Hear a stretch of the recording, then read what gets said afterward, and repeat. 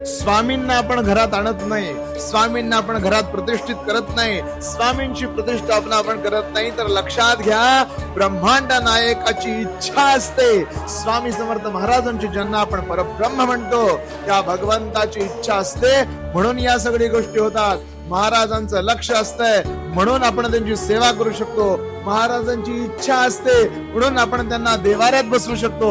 महाराजांची इच्छा असते म्हणून आपण नित्य सेवा करू शकतो. लक्षात घ्या ब्रह्मांड नायकाने ठरवलंय की कोण माझा भक्त होणार. ब्रह्मांड नायकाने ठरवलंय की कुणाचा उद्धार होणार, म्हणून आणि म्हणूनच आपल्याकडून या सेवा घडतात. लक्षात घ्या करता करविता देता न्याय करता सगळं स्वामी स्वामी स्वामी आहे. महाराजांनी ठरवलंय म्हणून सेवा करतोय. हे वाक्य आयुष्यभर डोक्यात ठेवा.